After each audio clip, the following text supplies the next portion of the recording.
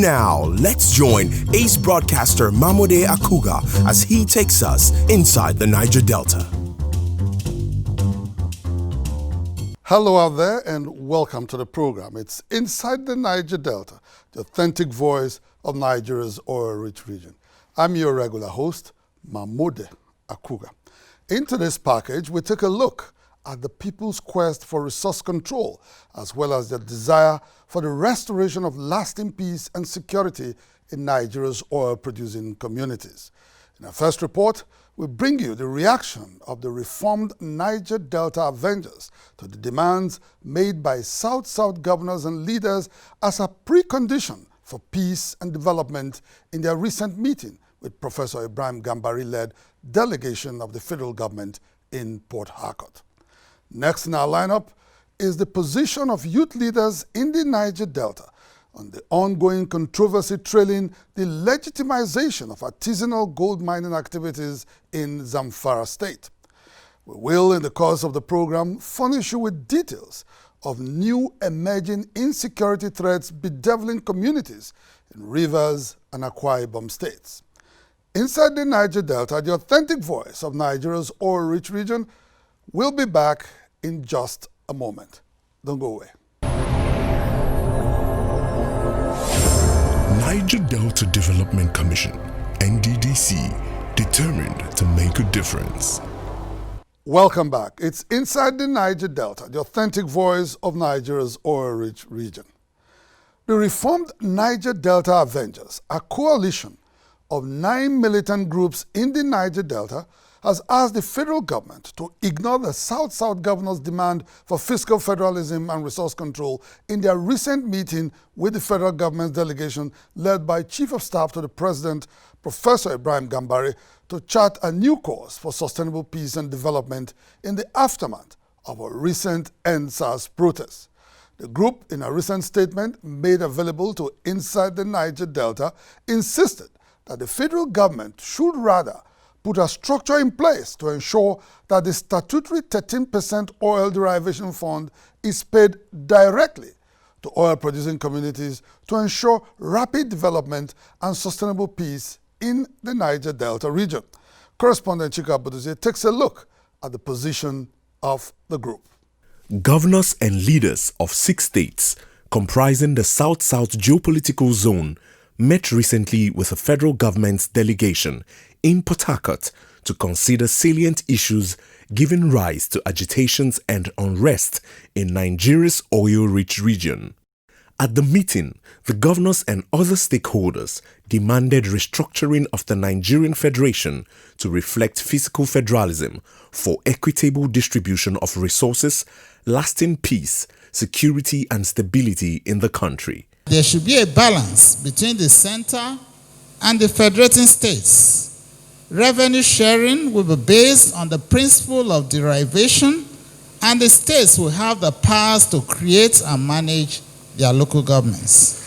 Because all these were jettisoned, creating a powerful center, controlling and distributing all the resources, most often unevenly, there are now strong desire that we need to restructure the country in order to guarantee peace, security, stability, and progress. Barely days after the Port Harcourt meeting, the reformed Niger Delta Avengers issued a press statement urging the federal government to disregard the demands of the South-South governors.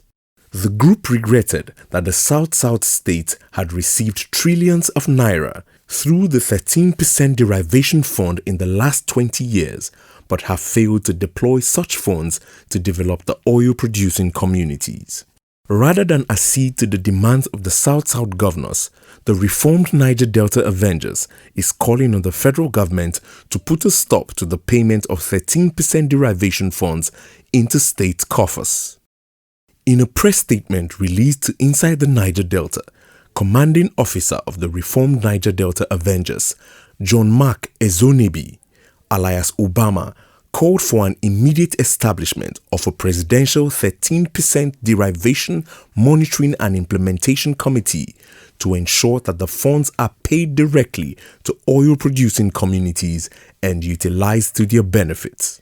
The call has continued to generate reactions from other groups in the Niger Delta.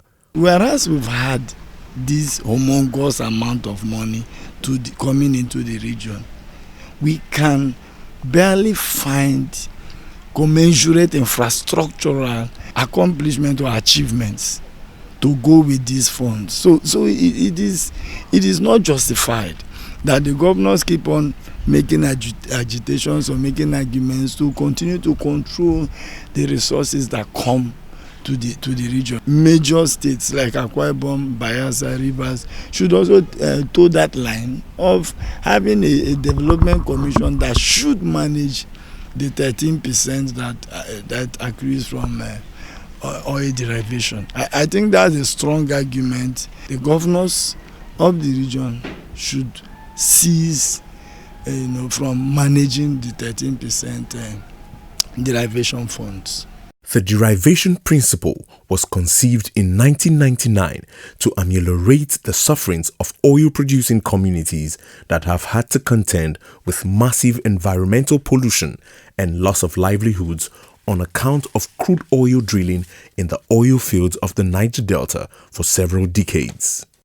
Over the years, the diversion of 13% derivation funds to the development of communities lying outside the oil belt of the Niger Delta has given the oil and gas host communities of Nigeria, HOSTCON, cause for worry.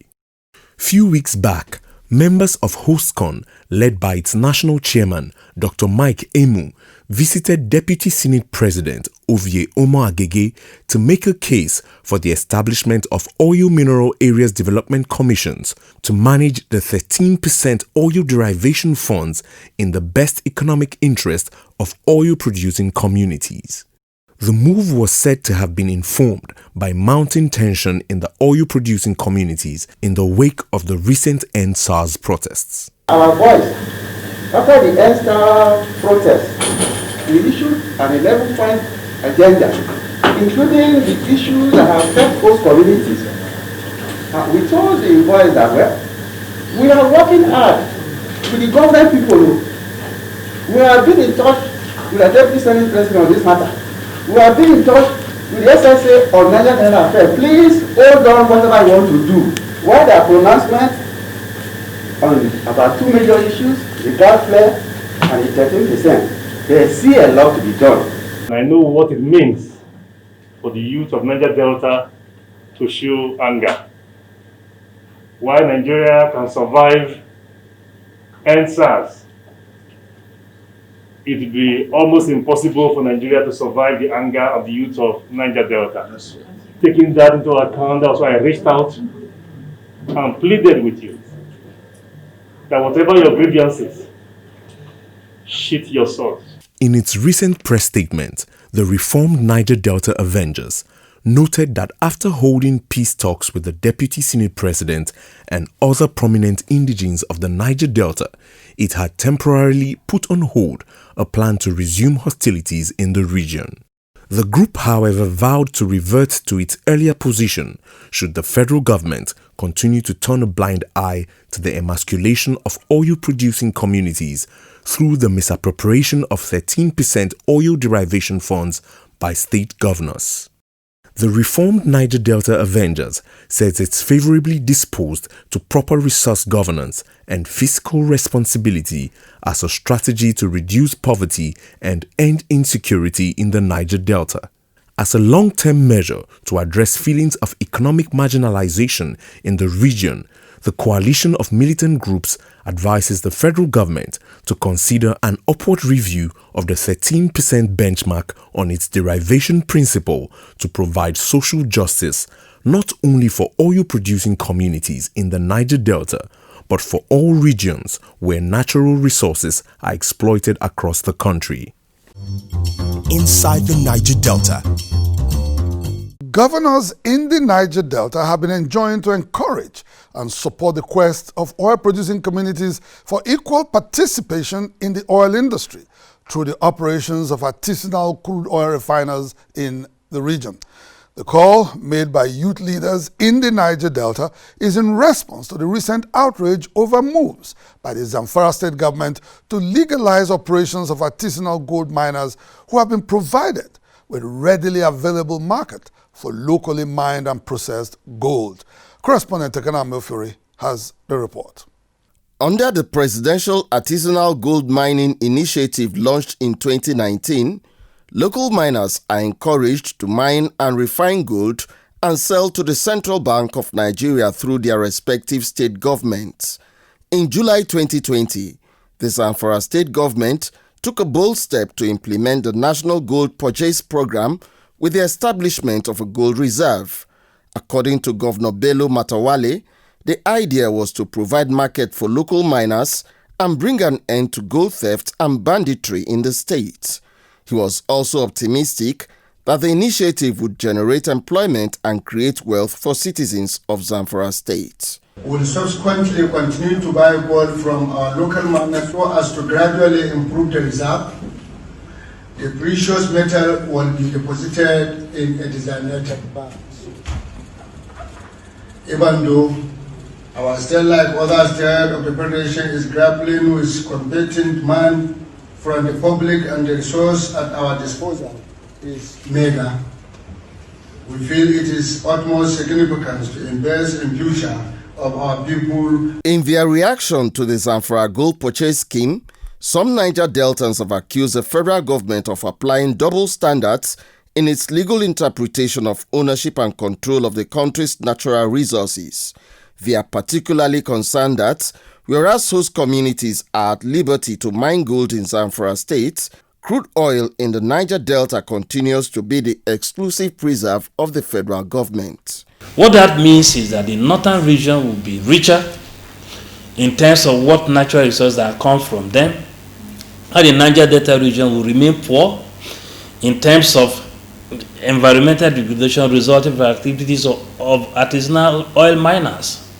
So those are the inequities that are put in place, we call them structural inequities, that leave the region worse off than it was several years down the road. Since the 1970s, when crude oil became Nigeria's economic mainstay, oil-producing communities have had a minimal stake in the petroleum industry, a scenario that is blamed on many years of misrule by successive military governments.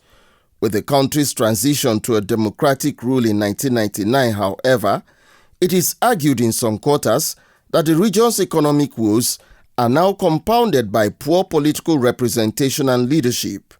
Former president of the Ijaw Youth Council, Udengs Eradiri, and President General of the Isoko Youth Federation, Ovie Umuakpo, insists that state governors in the Niger Delta are responsible for the region's economic marginalization for failing to invest and increase their people's stake in the petroleum industry. Over 30 years, people, generals and all kinds of people have been mining gold in Zamfara until a governor decided that this gold, we will use it to build financial strength of the state. Our Niger Delta governors, I keep asking them a simple question.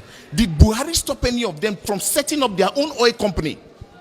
For instance, a Bayelsa oil company that will be doing logistics, that will be doing storage, that will be doing filling stations. Did Buhari stop them? The law did not stop them. Did they stop us from setting ourselves and say, okay, since our illegal miners are producing and supplying Nigeria, 70% of Nigeria's AGO is coming from the region, can governors of the Niger Delta come together and buy this oil from these boys and further process it or do the distribution in a legal way? They are not. Will we also, as Niger Deltas, encourage our governors to also begin to sell our crude directly to the international market or to the federal government? I think the governors of Niger Delta need to come together and form a regional group or body that can actually put this together. In addition to its vast crude oil and gas reserves, the Niger Delta is endowed with several natural resources that are yet to be exploited for immediate and future economic gains. For the Niger Delta to survive an inevitable post-oil economy, state governors have been advised to take advantage of low-hanging fruits required for proper economic diversification without any further delay. Did Buhari stop our governors from investing in the agricultural resource that we have? He did not. Glass is now 90% aesthetics in building. Sand is in abundance. Did Buhari stop us from setting up glass factories and using the sand that we have as a resource to create wealth? They should stop this Zamfara's gold thing. It's another means of dragging young people to misfortune. In July 2009, all producing states in the South-South geopolitical zone established the BRACE Commission as a regional bloc to promote economic cooperation and grow the region's economy. Ever since, the BRACE Commission, abandoned by member states, has failed to achieve its lofty economic agenda for the region. Faced with the sad reality of a second economic recession in 4 years, the ordinary people look up to the state governors to resuscitate the moribund BRACE Commission and utilize it as a veritable vehicle to achieve regional economic growth, sustainable development, and security. Inside the Niger Delta. Heritage Bank. Service, performance, respect, integrity, innovation, tenacity, excellence. Heritage Bank, your timeless wealth partner. Looking for irresistible luxury? Welcome to Oak Haven Hotel, located at the heart of GRA Port Harcourt, River State. With a wide array of luxury rooms to offer you exquisite comfort to the VIP lounge with wireless internet services and a fully packed bar, Oak Haven Hotel also has a dazzling swimming pool, a chill-out area, and a massage and wellness spa. For your meetings and events, our conference hall and restaurant Victoria will exceed your expectations. Oak Haven Hotel, comfort you can't afford to miss. Azikel Group, oil and gas, dredging, power and air transportation. Azikel Group, petroleum product sufficiency, energy sustainability, and infrastructure development. Residents of Bonney Island in River State are now living in perpetual fear over heightened insecurity occasioned by activities of kidnappers and sea pirates terrorizing the area. In this report, some distraught Bonney indigents are calling on relevant authorities to beef up security on the island and its waterways to protect lives and property. In the last 6 months, residents of Bonney Island and its neighboring communities have been constantly terrorized by kidnappers and sea pirates operating along the Bonney River. In coordinated operations, sea pirates lay siege to travelers and dispossess them of valuables. Recently, the constant attacks on travelers assumed more frightening dimensions, with reported cases of rape and kidnapping for ransom.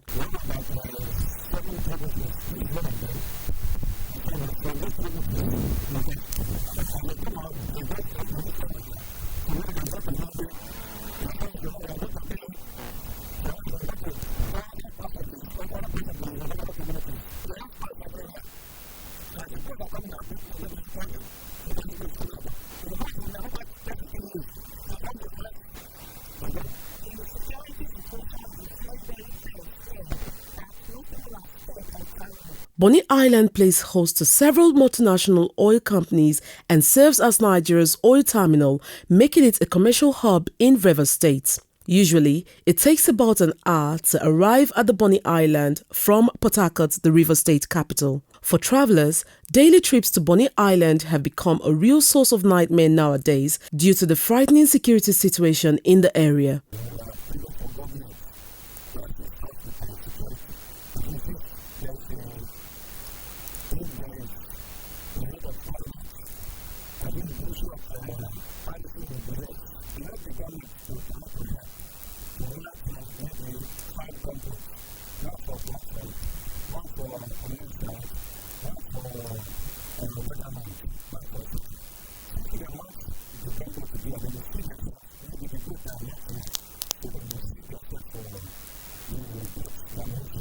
Faced with mounting insecurity that is not likely to abate anytime soon, concerned Bonney indigents are calling on the federal government to expedite action on the completion of the Bonney-Bodo road construction project to save them from the constant siege of sea pirates and kidnappers operating along the Bonney Water Channel.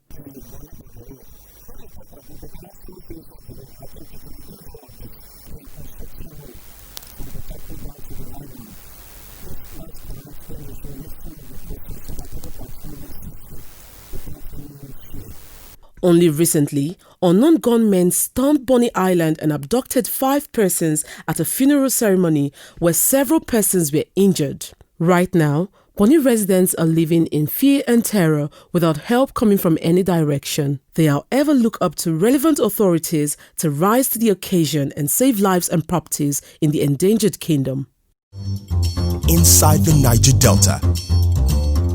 And in a related development, displaced residents of INEN clan in Orukanam local government area of Akwa Ibom State have appealed to relevant authorities to immediately arrest an orgy of violence perpetrated by rival gangs engaged in a battle of supremacy in the area. Correspondent Ajay Nelson reports that for over 6 months, the coastal community that borders Bonney Island on the Atlantic has been terrorized by gang violence, making life unbearable for its residents. 41-year-old Mrs. Choice Etuk, a mother of 4, was recently attacked by cultists on her way to her farm at INEN community. She is currently hospitalized at an undisclosed clinic for treatment from deep machete cuts sustained in an attack by cultists who attempted to take her life. While Mrs. Etuk looks forward to a speedy recovery, several other lives have been lost to mindless killings by rival gangs seeking dominance in the occupied community. The bad boys from River State and from my place in the Kondo village, in Elwonam, intervene to the village and kill people. Anyhow, the only thing that we will not be happy that they kill innocent soul. 1st October this year. So early in the morning, as I went to greet my pastor, coming back, I saw a group of people holding machetes and guns, attempting to kill me. So there I took a narrow escape and sent for this thing, and sent to police for help. So then the police sent 4 police, the DPO sent 4 policemen to come and rescue me.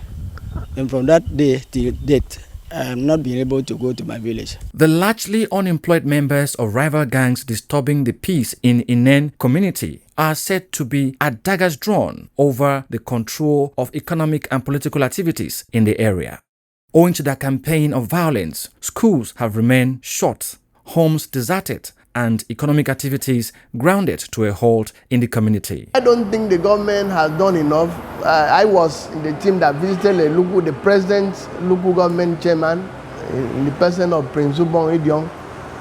We've had several meetings with him, but his body language seems to be that he is also incapacitated. And the situation has escalated to a point where 3,000 persons have to, all the villagers have to desert the place. Since violence erupted in the community some 6 months ago, scores of residents have been internally displaced and equally dislocated from their means of livelihoods. Chief Judge of Akwa Ibom State, Godwin Abraham, who visited the community recently, lamented the pitiable living conditions of its residents and appealed to rival gangs to give peace a chance in INEN community. This is the time that people start clearing their land for cultivation. It will affect the people economically if they continue to stay outside the place, outside their community, because it would have robbed them of the farming season. I want to send a message to those that are called cultists, the young men. Should I say I want to appeal to them to drop their arms and to sue for peace? The Akwa Ibom State Police Command is in receipt of the report about the incidents at INEN community, INEN clan in Orukanam local government area. Steps have been taken to address the court clashes there. The CP has also sent in teams trying to smoke out all those who are involved in such a dastardly act. When contacted, the AKWA State Police Command, which confirmed the incident, said no fewer than 16 persons have been arrested in connection to the mayhem in the community.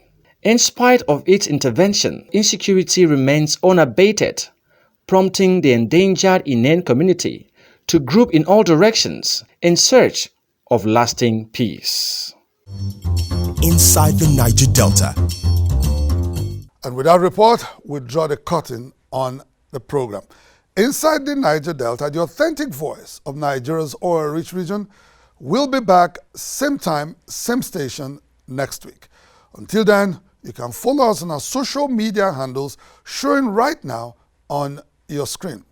Until next week, I am Mamode Akugha, thanking you for staying with us. Bye for now.